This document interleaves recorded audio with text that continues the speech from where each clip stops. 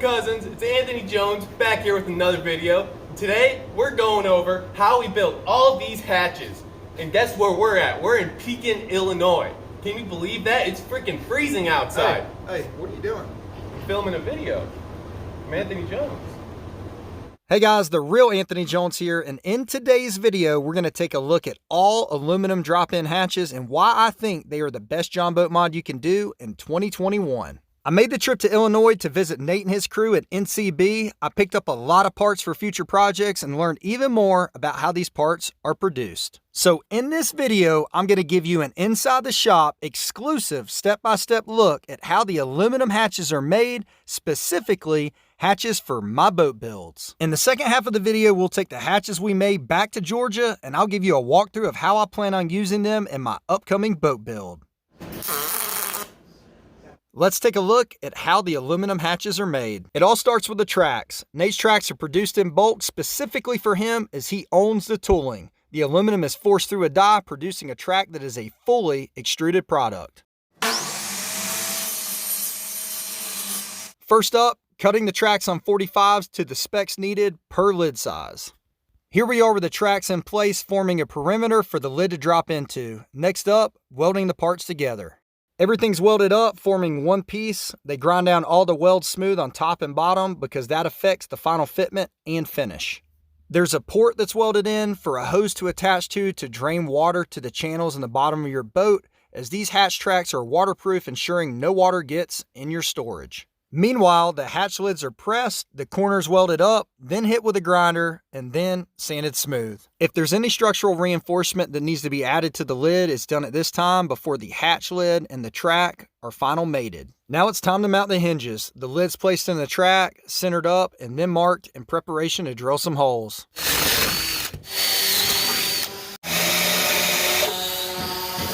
Holes drilled, then hit with a countersink bit, then the rivets are added to secure the piano hinge to the lid, then the lid to the track. The hatch is now finished and ready to become a part of an awesome custom boat build. I'll walk you through my build later in the video and show you the different variations of these hatches and how I plan to use them. I'm going to go over a couple unique hatches that we built for my projects. One is a rear hatch made specifically to butt the transom. It has a notch for outboard clearance, cables, or fuel lines. The other is a front deck hatch that houses a recessed foot pedal tray. Let's take a look at the fabrication process of both hatches. We started with a lid that was 12 by 30 and decided to do a 16-inch notch out of the center. We cut it out and then cleaned it up with a grinder and a sander. We then got measurements and started cutting some tube.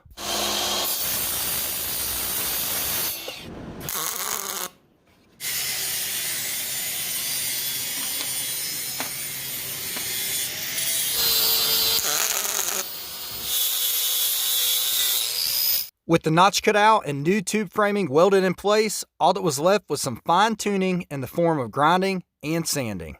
Once I was satisfied with the finish, the lid heads over to get hinged and attached to the track.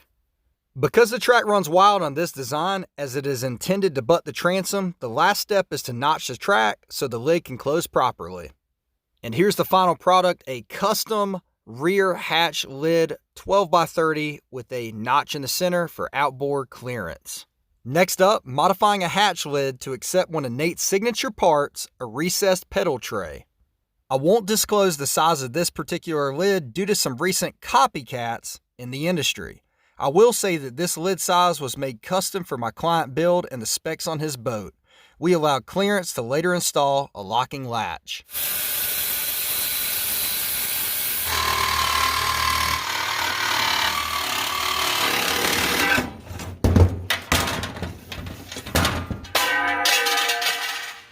Built for battle.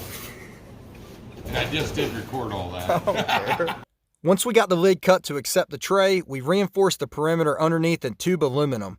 This ties the lid back together and adds strength, as well as giving us something solid to bolt the recessed tray to. And here's the final product, a modified hatch lid to accept a recessed pedal tray. I had a blast in Illinois, but it was too cold for this Georgia boy. Let's fast forward to warmer weather. I'll do a walkthrough of my future boat build with aluminum hatches and why I think they are the best mod you can do for your John boat in 2021. As you can tell, I brought back a whole bunch of goodies from Illinois, and I'm going to kind of walk you through the hatches I brought back, and then I'll give you kind of an overview of how these things are put together. Plug and play, very simple. Let's look at some stuff, guys. Now, there's nothing wrong with framing your boat in wood because I did it right here on the Top Gun John boat, and it turned out really, really nice. But guys, I started this boat years ago, and I've been fishing it for a year and a half now, and the times have changed. If I were building a boat today, which actually I am, I'd use all aluminum. When I built this boat and did all the decking in it, nothing like this was available, guys. Now, these things are available for purchase for guys to build their custom John boats, thanks to Nate's Custom Boats and Accessories. And none of this would be possible without Nate and Tiny Boat Nation. So that's first and foremost. If you have the money and you can fit these into your budget and you want to do an aluminum frame, it's a lot easier than you think. And it's been done hundreds of times now through Tiny Boat Nation members. So I'm going to walk you through these hatches. I'm going to take a look at some of the ones that I actually made for my 12-foot boat, the Top Gun Porta-John.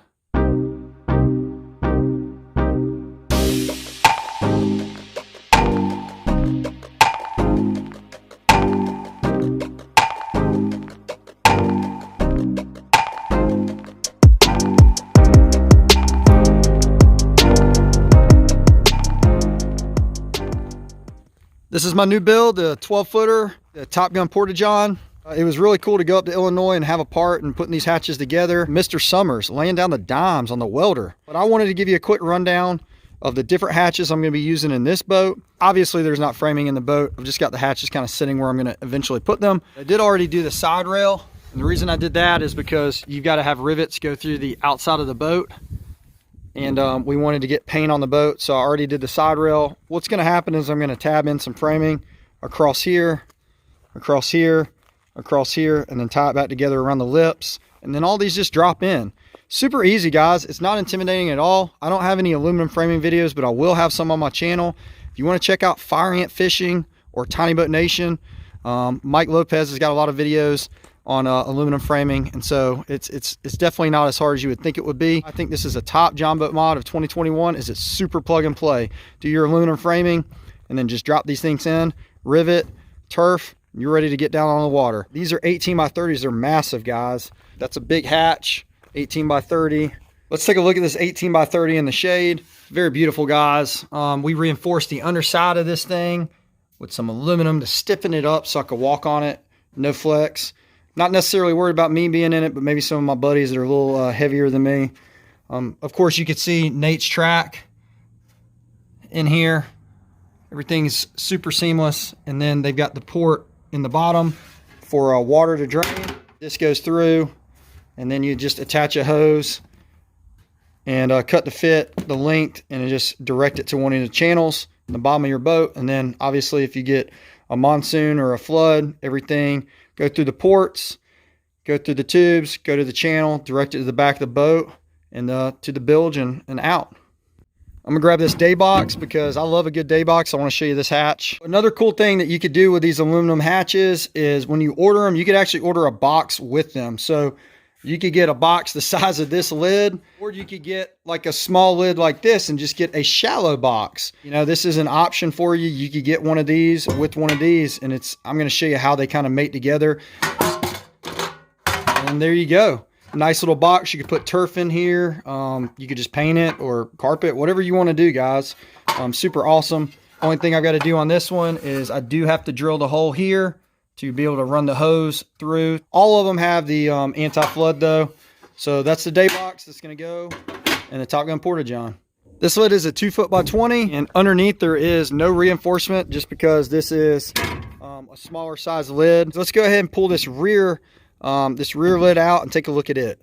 Now when you stick this lid in my already finished 14-foot boat, you kind of understand the concept of this angle and this cutout. This notch out is going to give you clearance for your outboard, and it's also going to give a spot for your cables or your gas lines to go down and connect. And I will say with all of these lids, they come like this. There's a lot of different latches out there. Some guys use just simple pull handles. So, you know, the latches I'm going to be running on these lids are actually about $30 a piece. They are not these plastic ones. I'm actually going with the saltwater adjustable locking latches. You just cut your hole, drop them in, and they actually overlap the track on the underside, and that's how they're lockable. Let's take a look at some other hatches for my future build, which is actually a low 170 bass boat. It's going to be bad to the bone, guys. This is a trolling motor foot pedal recess tray. Look at the finish on that, guys. This is not spray paint. This is powder coated black, and this is fabbed out by Nate's Custom Boats and Accessories, just another part they offer. And as you can see, man, it's just the level of detail and the quality, just can't get over it, guys. Any of the lids that you want, you can have powder coated black, and it's just an additional price. I think it's like 30 bucks per lid. So the value is really there. And what they'll do is they'll powder coat the top of the lid, the bottom of the lid, and all the inside of the track. Everything you see will be black, everything. This tray is actually going in a hatch lid, which again is just kind of pushing the envelope, guys. So to pull this off, what you've got to do is, well, you got to do a lot of math for one, because as you can see here, that's where our latch is going to be. So we got to make sure our latch is going to clear our track underneath. And remember, our track goes under the lid. And then we're going to make sure that we've got 2 inches for the latch to go before we hit the tray. So what'll happen is a latch will go right here. So this will still be a locking hatch, and it'll have a recessed foot tray for the trolling motor in it. And my customer will be able to open up this hatch, and he'll have his lithium batteries. It just gives you, it turns that dead space that would typically be where your foot control is for your trolling motor. A lot of guys just put them into the deck. That turns that dead space into more storage. We are truly in Hatch City today, guys. This lid was custom made. Nate can also do custom dimensions. For the low build that I'm doing, the customer already has a rod locker framed into the side. It's a small rod locker, but we're leaving it. We're not modifying it. But his lid was toast, so we decided to retrofit the box he already has with a new lid. So this is his rod locker lid, custom made. I sent Nate the measurements, and he made it happen. So if you have anything custom, or you are doing a restoration, or where you want to go back with what was originally there, but you just want to update, Nate can do that too and make it happen. And last but not least, a custom tournament live well fabricated by Nate. Guys, I don't want this to be like an infomercial, but I mean, the quality speaks for itself, guys. If you know anything about me and you've watched my channel for a while, you know my level of detail. That's how Nate is. That's why I work with him, and that's why I'm recommending his products, because the stuff that he's producing, like this tub for this live well, second to none. And of course, the same concept, the way this box ties in around that day box, same deal here with the live well.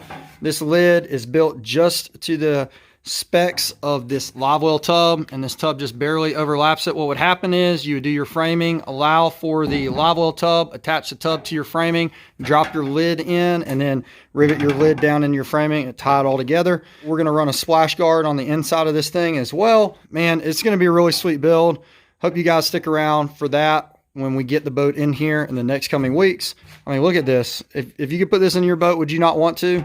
So I know I would. And I've got guys that want to bring their boats to me and have this installed. So that's what we're using, guys. Can't speak more highly of Nate. Had a great time up there with Nate and all the cousins, and had some awesome pizza. Shout out to Driftwood Pizza.